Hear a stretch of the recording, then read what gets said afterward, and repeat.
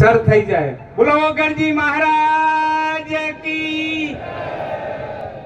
શનિવારનો દાડો છે તો હનુમાનજીની પણ જબરજસ્ત જય બોલી દઈએ। બોલો હનુમાનજી દાદા કી। ભારત માતા કી જય। જય શ્રી રામ। આપણી વચ્ચે આ ઓગળજીની પવિત્ર ધરતી ઉપર આપણી વચ્ચે પધારેલા આપણા પ્રદેશના યશસ્વી અધ્યક્ષ, આપણા મોઘેરા મહેમાન આદરણીય પાટીલ સાહેબ, એમની સાથે મંચ ઉપર બિરાજમાન સર્વે મહાનુભાવો, અહીં ઉપસ્થિત સર્વે વડીલો, ભાઈઓ બહેનો, બાળકો, યુવાન મિત્રો, પત્રકાર મિત્રો અને અધિકારી ગણ, મિત્રો આવતી 7 તારીખે આપણે આપણો અને દેશનું ભાવિ નક્કી કરવાનું છે। લોકશાહી રાજ વ્યવસ્થામાં 5 વર્ષે સામાન્ય ચૂંટણી આવે છે અને ચૂંટણીઓમાં મતદાન દ્વારા લોકો પોતાનો પ્રતિનિધિ પસંદ કરે છે। જે પ્રતિનિધિ દ્વારા ભારત સરકારની રચના થાય છે, જે પ્રતિનિધિ દ્વારા દેશના વડાપ્રધાનની પસંદગી થાય છે। આવી અગત્યની કામગીરી 7 તારીખે આપણે કરવા જઈ રહ્યા છીએ। ત્યારે આ વિસ્તારના આપણા એક સેવક તરીકે આપ સૌને પ્રથમ આવકારું છું અને વિનંતી એટલી જ છે કે આ 7 તારીખની ચૂંટણી એ માત્ર સંસદ સભ્ય ચૂંટવા માટેની ચૂંટણી નથી। આ ચૂંટણી એ દેશના વડાપ્રધાન બનાવવા માટેની ચૂંટણી છે। અને મિત્રો, આપણા સૌના દિલમાં છે કે આપણી ઉત્તર ગુજરાતની ધરતીના પનોતા પુત્ર, માં ભારતીનું સંતાન આદરણીય નરેન્દ્રભાઈ મોદી સાહેબ દેશના 3જી વખત વડાપ્રધાન બને। મોદી સાહેબને વડાપ્રધાન બનાવવાના છે। છેલ્લે સુધી પૂછો છો, મોદી સાહેબને 3જી વખત વડાપ્રધાન બનાવવાના છે?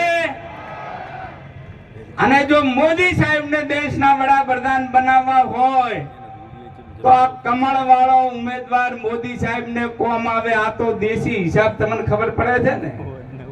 તો નરેન્દ્રભાઈને જો દેશના વડાપ્રધાન બનાવવા હોય તો ઉમેદવાર એ તો નિમિત્ત છે।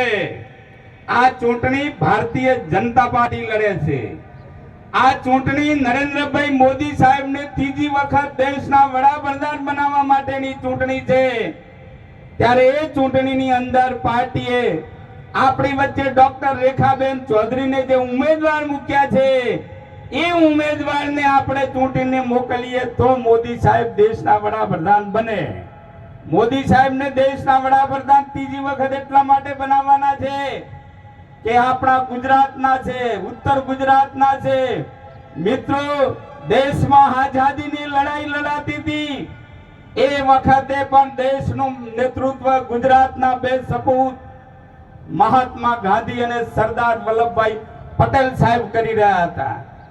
આજે એ આઝાદીને સ્વરાજને સુરાજમાં ફેરવવા માટે, સ્વરાજને રામ રાજ્યમાં ફેરવવા માટેનો જે યજ્ઞ ચાલી રહ્યો છે, એનું નેતૃત્વ પણ ગુજરાતના 2 સપૂત વડાપ્રધાન તરીકે આદરણીય નરેન્દ્રભાઈ મોદી સાહેબ અને ગૃહમંત્રી તરીકે આદરણીય અમિતભાઈ શાહ સાહેબ કરી રહ્યા છે। એ આપણા સૌનું સદનસીબ છે અને એવા સંજોગોની અંદર આ ચૂંટણી આવી છે। તો મારી આપને વિનંતી છે કે મોદી સાહેબની આ દિયોદર વિસ્તાર પ્રત્યે જે લાગણી છે એ તમે સૌ જાણો છો। વિધાનસભાની ચૂંટણી પહેલા સાહેબ આવ્યા હતા અંબાજી અને અમે સાહેબને આવકારવા માટે નીચે ઉભા હતા, જેને લાઈન અપ કહે છે। ત્યાં 25-27 જણા હતા અને મને મળ્યાનો આમ ધબ્બો માર્યો તો તમે સોશિયલ મીડિયામાં આજે પણ જોવું હતો જોઈ લો। એ ધબ્બો એ જે આપણો બૈડો જે થાબડ્યો હતો એ મારો નતો થાબડ્યો, તમારો થાબડ્યો હતો। હું તો નિમિત્ત હતો। આ વિસ્તારની જનતાનો એમણે બહુ ખભો થાબડ્યો હતો। એના પછી સાહેબ આવ્યા હતા સણાદર ડેરીના ઉદ્ઘાટન વખતે અને હેલીપેડ ઉપર જ્યારે હું આવકારવા ગયો ત્યારે સાહેબે મારું બહુડું પકડ્યું છે. મારે માસ્ક પહેરવા હતું. આજે પણ એ ફોટો તમે જોઈ લેજો. એ બહુડું સાહેબે મારું નતું પકડ્યું, હું તો નિમિત્ત હતો. પણ એ બહુડું પકડીને દિયોદર વિસ્તારની જનતાને, મતદારોને સંદેશો આપ્યો હતો કે દિયોદર વિસ્તારની જનતા સાથે નરેન્દ્રભાઈ મોદી છે. એના પછી ચૂંટણી પ્રચારમાં આવ્યા હતા દેવ દરબાર, તમે બધા હાજર હતા. અને એમણે મને મળે એટલે પૂછું, એ તો ચૂંટણીનું પૂછતા હતા કે કેમ છે કેસાજી. એટલે મને પણ ભગવાને ઓગળજી ભૂજવાડી દીધું કે સાહેબ બીજું બધું બરાબર છે, પણ બધા પાણી માંગે છે. અને સાહેબે ભાષણમાં વાત કરી કે જ્યાં નર્મદાના પાણી નથી પહોંચ્યા તે પહોંચવાના છે. કેસાજી તમે મારા વતી કહી દેજો. એ વિડીયો આજે પણ જોઈ લેજો. એ લાગણી છે, અને એ લાગણીના કારણે મોદી સાહેબ બોલીને ગયા હતા દેવ દરબાર. અને એના કારણે નર્મદા યોજના જ્યારે સાકાર થઈ ત્યારે ગુજરાતના મુખ્ય કેનાલથી પૂર્વ દિશાના ગામડાના તળાવો ભરવા માટે 14 પાઇપલાઇનો એ વખતે સરકારે મંજૂર કરી હતી. આ થરાદ સિપુની જે પાઇપલાઇન મંજૂર થઈ એ 14 પૈકીની છે. ચોંગાથી દોતીવાડા 14 પૈકીની છે. કસરાથી દોતીવાડા 14 પૈકીની છે. 22 વર્ષમાં સરકારે 15મી નવી કોઈ પાઇપલાઇન મંજૂર નથી કરી, પણ મોદી સાહેબ કહીને ગયા હતા એટલે અમને 15મી વડિયા ખાતે નવા આચાર સાથે વડિયાથી જેડા સુધીની નવી પાઇપલાઇન 15મી પાઇપલાઇન 1200 કરોડના રૂપિયાના ખર્ચે સરકારે મંજૂરી આપી દીધી છે.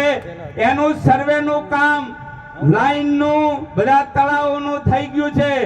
એમાં રેલવે ક્રોસિંગ થી પેલી બાજુ જે 13-14 ગામ આવે છે ત્યાં પણ એક નવી ફાઇલ સરકારમાં ચાલે છે, જેને આગામી સમયમાં મંજૂરી મળવાની છે. મુખ્ય કેનાલ થી